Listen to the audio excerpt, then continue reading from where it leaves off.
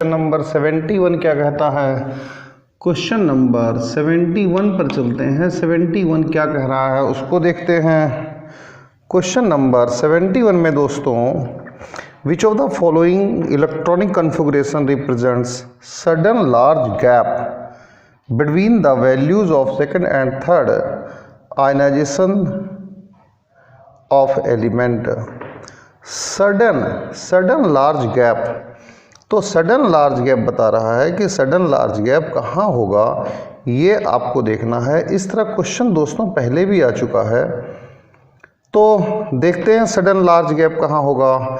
Sudden large gap कहाँ होगा दोस्तों, आप देखिए, और इसके लिए गिवन है आपको second and third. Second large gap में सेकंड एंड थर्ड क्या देखना है, second and third ionization energy में देखना है। Ionization energy second and third, तो देखते हैं दोस्तों, यहाँ पर आप ले लीजिए 1s2, 2s2, 2p6 और 3s2 ले लो। जैसे ही आप फर्स्ट इलेक्ट्रॉन निकालोगे तो आयनाइजेशन एनर्जी 1 लगाने पर ये 1s2, 2s2, 2p6 और 3s1 हो जाएगा। आयनाइजेशन एनर्जी 2 लगाओगे तो 1s2, 2s2, 2p6 हो जाएगा दोस्तों। अब इसे क्या मिल गया, अब इसे स्टेबल कन्फिगरेशन मिल गया है। और इसे अब स्टेबल कन्फिगरेशन मिलने के बाद अब जब IE3 लगाओगे आप, तो ये वैल्यू अनएक्सपेक्टेड हाई लगानी पड़ेगी, बहुत हाई वैल्यू लगानी पड़ेगी। हाई वैल्यू लगाओगे तभी इलेक्ट्रॉन निकलेगा, अदरवाइज इलेक्ट्रॉन नहीं निकलेगा। क्यों? क्योंकि ये स्टेबल हो चुका है, स्टेबिलिटी गेन कर चुका है, ये नोबल गैस कन्फिगरेशन हो चुका है, तो इसे तोड़ना मुश्किल है। अब चलते हैं दोस्तों, इसका मतलब यही होगा। 72 पर चलते हैं, देखते हैं क्वेश्चन नंबर 72 क्या कहता है। Element having high ionization potential value, ionization potential value बहुत हाई किसकी है। देखो दोस्तों, हीलियम ये 1s2 है, इसमें दो चीज लगती है। एक, पहली बात, इसकी पेनेट्रेशन पावर, जो इसकी पेनेट्रेशन पावर वो बहुत ज़्यादा है, high penetration power of S, यानी कि इसका मतलब क्या है, ये क्लोज टू न्यूक्लियस है। दूसरी बात ये है, ये ड्यूप्लेट नोबल गैस कन्फिगरेशन है दोस्तों, नोबल गैस कन्फिगरेशन है। इसको तोड़ पाना बहुत मुश्किल काम है, और वो मैंने तो बताया ही था, ये नाग नागिन का जोड़ा है, इसको तोड़ पाना बहुत मुश्किल काम है। नाग नागिन का जोड़ा है, इसको तोड़ पाना बहुत मुश्किल काम है, इसलिए हाई वैल्यू है। वैसे भी आप जानते हैं आयनाइजेशन एनर्जी जो होती है वो Z की पावर 2/n² के प्रोपोर्शनल होती है, इसके हिसाब से भी ये हाई वैल्यू रखेगा। अब चलते हैं दोस्तों 73 में चलते हैं, देखते हैं कि हाँ जी 73 क्या कहता है। 73 को भी देखने की कोशिश करते हैं कि क्वेश्चन नंबर 73 क्या कहना चाह रहा है। क्वेश्चन नंबर 73 को देखिए, क्वेश्चन नंबर 73 क्या कहना चाह रहा है। क्वेश्चन नंबर 73, तो 73 में क्या है, ये 73 क्या कहता है। 73 कह रहा है maximum ionization energy, following atomic species has maximum ionization energy. आपको मैक्सिमम आयनाइजेशन एनर्जी देखनी है। O है और S है। O को देखेंगे दोस्तों, ये 1s2, 2s2, 2p5 आएगा, और दोस्तों 1s2, 2s2, 2p6, 3s2 और 3p5 आएगा। इस तरीके से आएगा दोस्तों। देखो यहाँ पर एक इलेक्ट्रॉन एक्स्ट्रा ऐड किया गया है, 1 electron is added extra 1 electron is added extra, बिल्कुल एक्स्ट्रा इलेक्ट्रॉन ऐड किया गया है, यहां पर भी 1 एक्स्ट्रा इलेक्ट्रॉन इज एडेड, बिल्कुल एक्स्ट्रा इलेक्ट्रॉन इज एडेड, एक एक्स्ट्रा इलेक्ट्रॉन को हमने ऐड किया है। जब एक्स्ट्रा इलेक्ट्रॉन ऐड किया है, उस एक्स्ट्रा इलेक्ट्रॉन को एक्मोडेट इजीली कौन करता है? ये छोटे साइज का है, छोटे साइज का, छोटा साइज है, तो due to small size of oxygen, it is not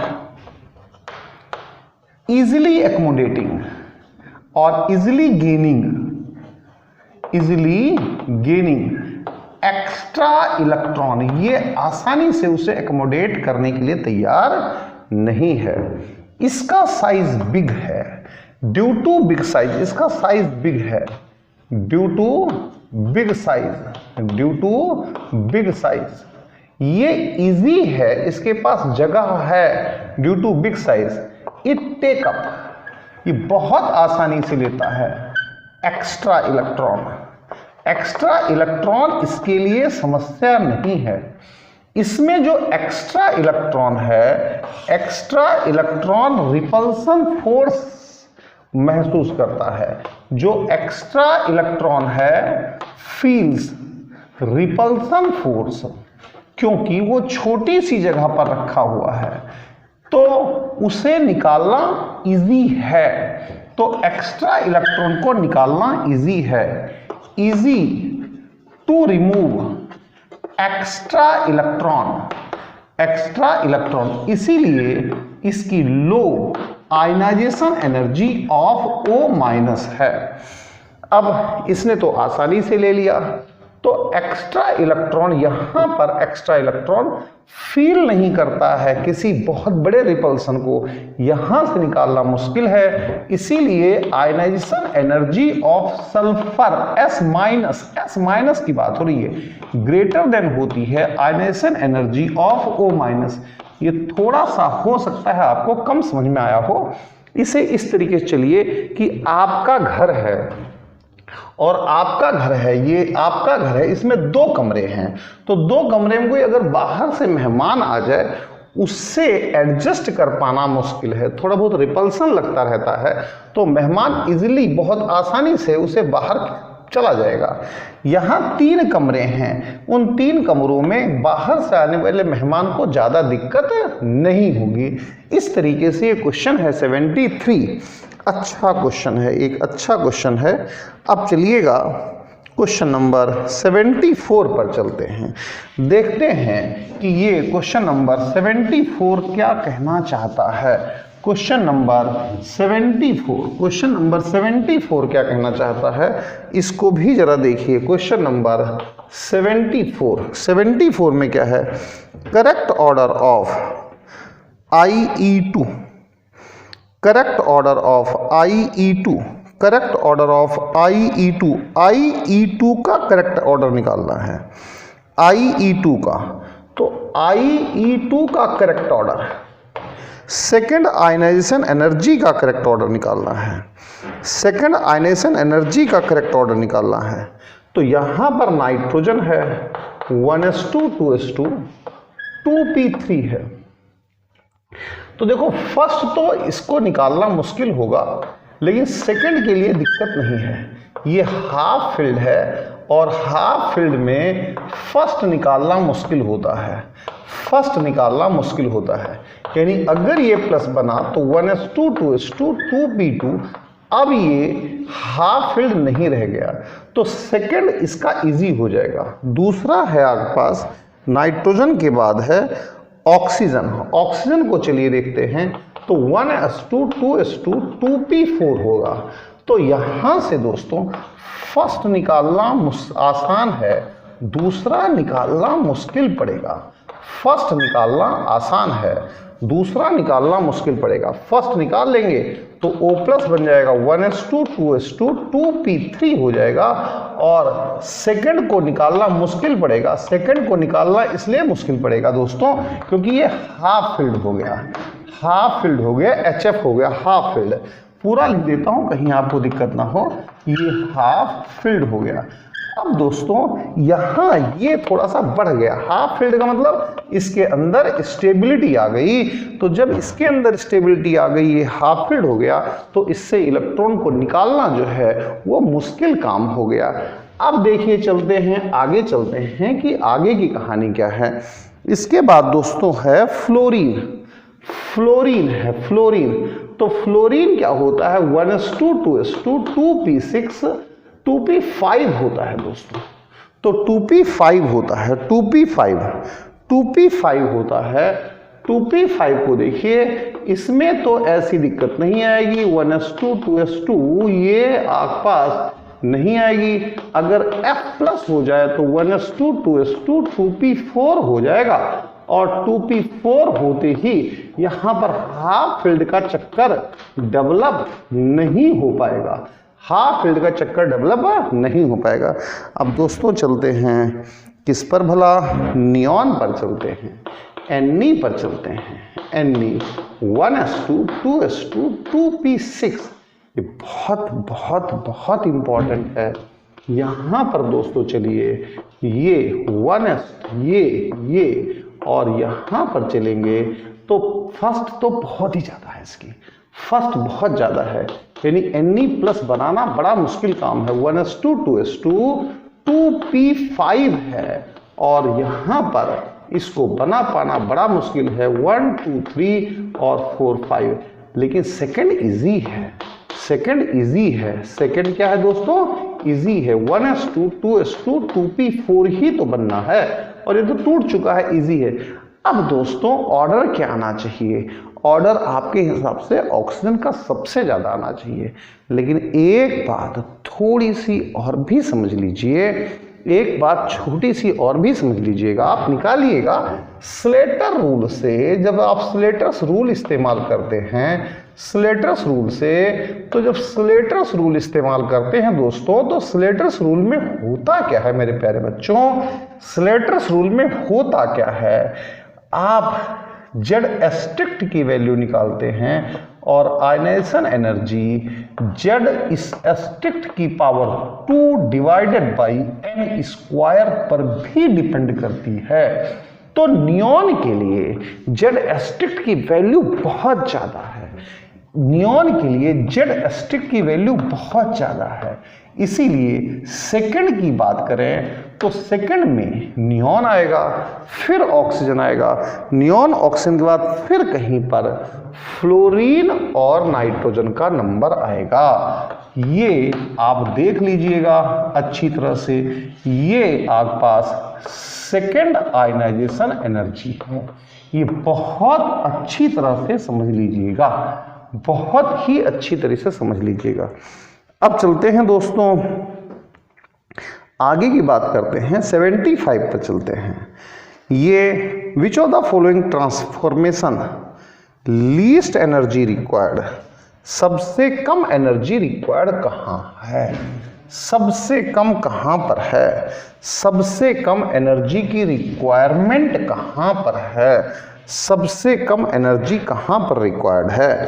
देखो दोस्तों, यहाँ पर ग्रुप 15 है और यहाँ पर ग्रुप 16 है, ग्रुप 16 का भी एक मेंबर है, हाँ जी है, और यहाँ पर दोस्तों ग्रुप 17 है।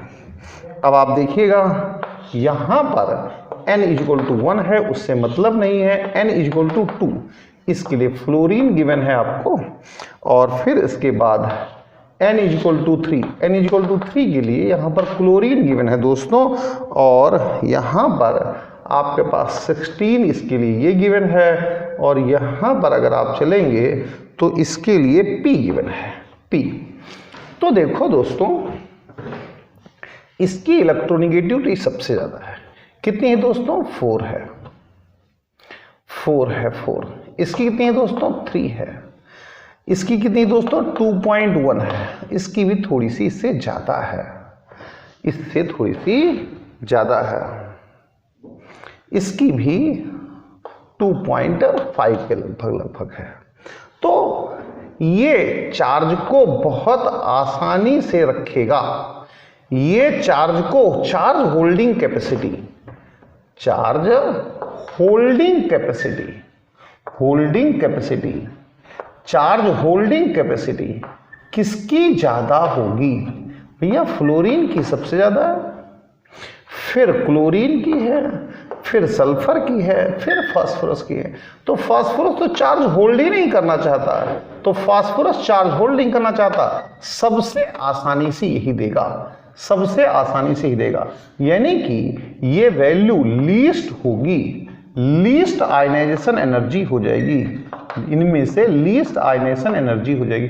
ये होल्ड ही नहीं करना चाहता, चार्ज को होल्ड करना ही नहीं चाहता है।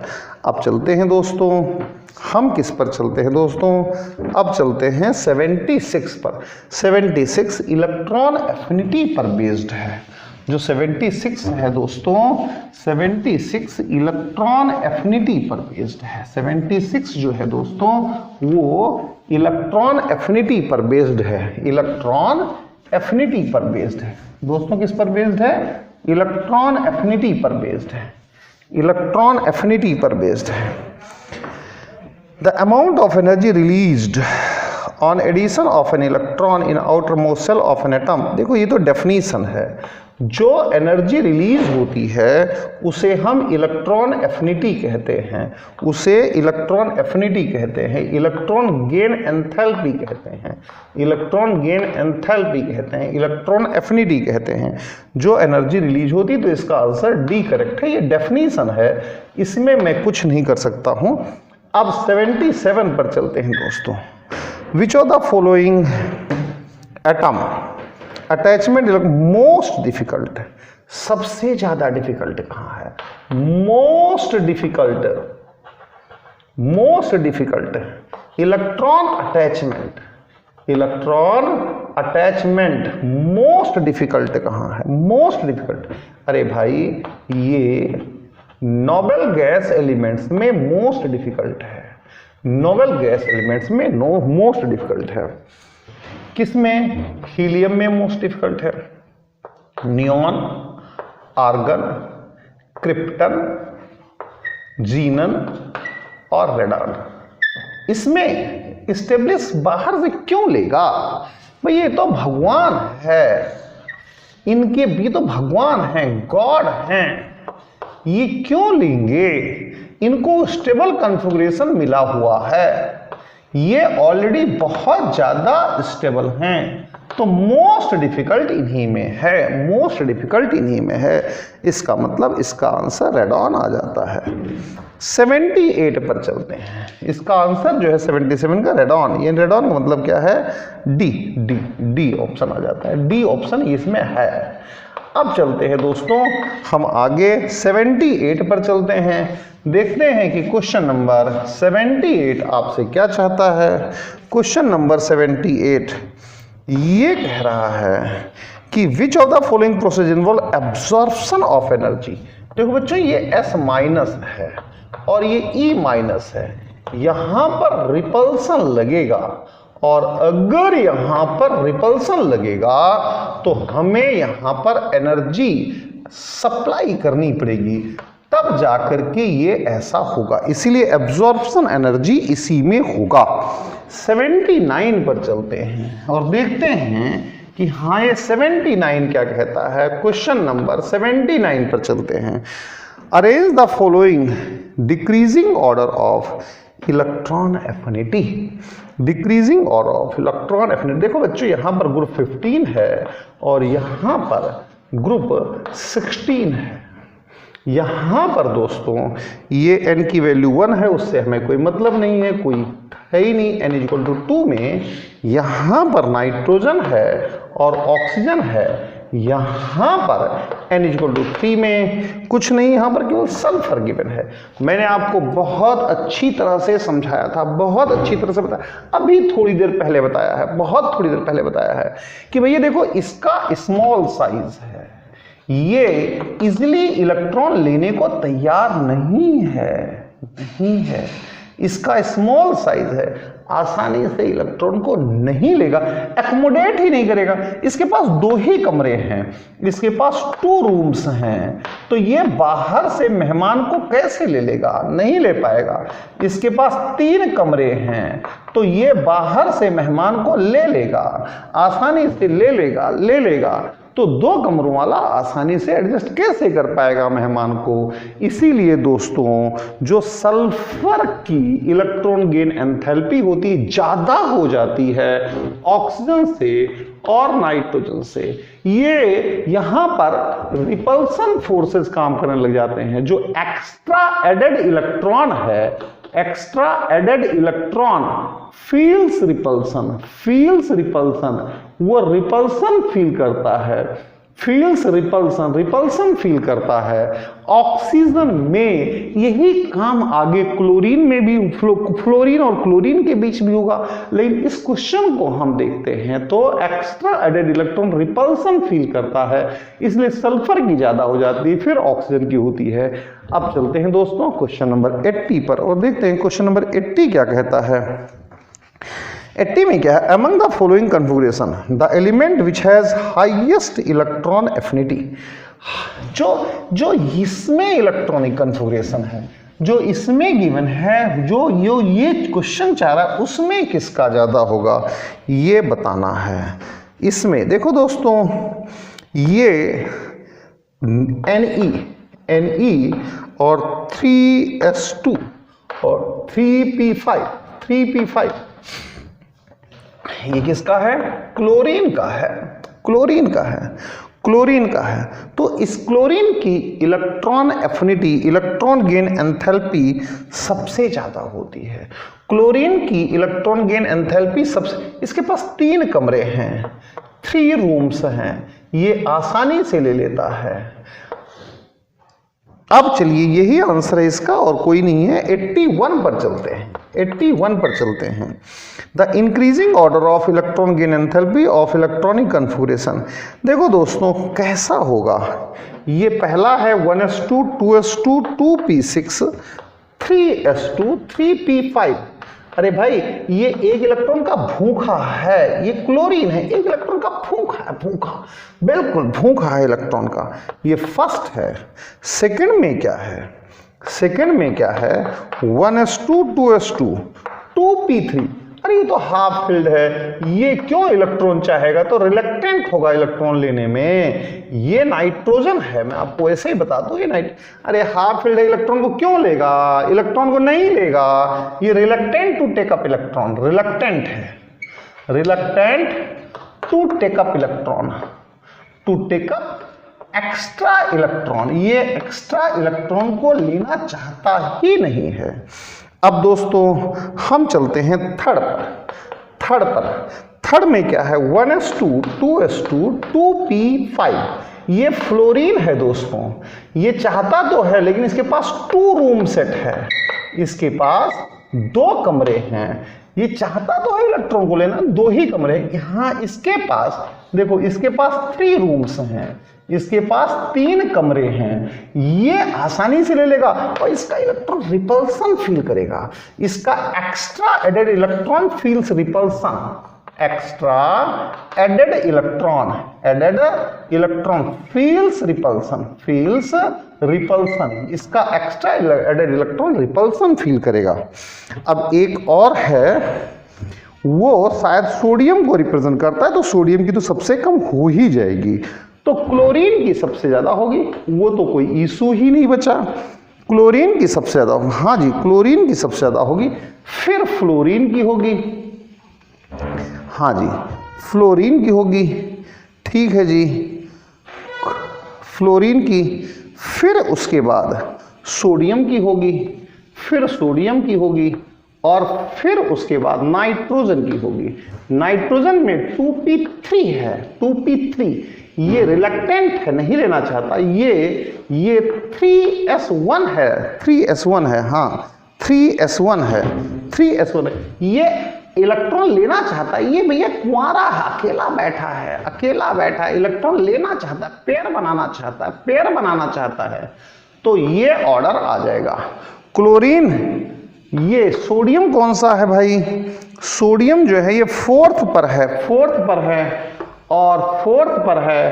क्लोरीन कौन सा है, क्लोरीन फर्स्ट पर बैठा हुआ है। और नाइट्रोजन कौन सा था, नाइट्रोजन सेकंड पर बैठा हुआ था। और फ्लोरीन कहाँ था, फ्लोरीन थर्ड पर बैठा हुआ था। ये इसका आंसर आ जाएगा।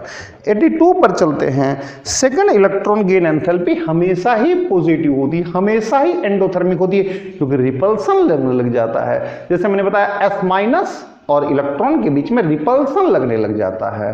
तो सेकंड जो है वो हमेशा एंडोथर्मिक होगी, सेकंड में हमेशा एनर्जी को सप्लाई ही करना पड़ेगा। अब चलते हैं दोस्तों, ये चलते हैं। सेकंड इलेक्ट्रॉन गेन एंथैल्पी हमेशा ही एंडोथर्मिक होगी, हमेशा ही एंडोथर्मिक होगी, हमेशा ही सप्लाई करना पड़ेगा, क्योंकि जो निगेटिव चार्जेस हैं उनके बीच में रिपल्सन लगने लग जाता है। अब चलते हैं 83 पर। 83 क्या कहता है उसे देखते हैं। Element having high ionization enthalpy but 0 electron affinity. High helium 1s2, इसका हाई आयनाइजेशन एनर्जी है। तो हाई है क्योंकि ये नाग नागिन का जोड़ा है, इसे तोड़ना मुश्किल है।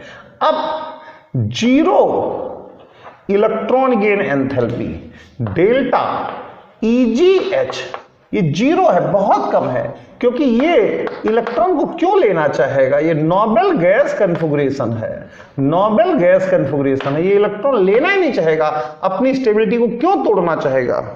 अब चलते हैं दोस्तों 84 पर, देखते हैं 84 क्या कहता है। 84 में इलेक्ट्रॉन एफिनिटी का ऑर्डर है, तो मैंने करवा ही दिया गया है। क्लोरीन है, फिर फ्लोरीन है, फिर सल्फर है, फिर ऑक्सीजन है। भैया देखो यहाँ पर 2 कमरे हैं, 2 रूम्स हैं, तो इसीलिए इसकी कम हो जाती है, इसकी ज़्यादा हो जाती है। यहाँ पर भी 2 कमरे हैं, इसीलिए इसकी कम हो जाती है, इसकी ज़्यादा हो जाती है। अब 85 पर चलते हैं। 85 क्या कहता है। The process requiring absorption of energy, जहां पर एब्जॉर्प्शन की जरूरत हो।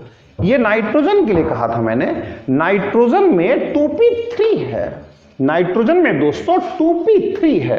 2p3 स्टेबल कन्फिगरेशन होता है, नाइट्रोजन में 2p3 होता है, स्टेबल कन्फिगरेशन होता है, छोटा साइज होता है। भाई नाइट्रोजन को देखो ना, 1s2 2s2 2p3, साइज छोटा है, 2 ही कमरे हैं, और 2 कमरों के साथ साथ ये जो है ये हाफ फिल्ड है। हाफ फिल्ड जो होता है वो अपने आप को स्टेबल मानने लग जाता है, तो हाफ फिल्ड है। इसमें तो अगर इलेक्ट्रॉन डालना है तो जबरदस्ती करनी पड़ेगी, ये एंडोथर्मिक होगा। इसमें इलेक्ट्रॉन डालने का मतलब है एंडोथर्मिक होगा, यानी कि n+ इलेक्ट्रॉन डालना चाहते हो तो ये एंडोथर्मिक प्रोसेस होगा, एंडोथर्मिक होगा, जबरदस्ती डालनी पड़ेगी, वैसे लेने वाला नहीं है। दोस्तों 85 तक मैंने करवा दिया। Thank you very much, thanks a lot.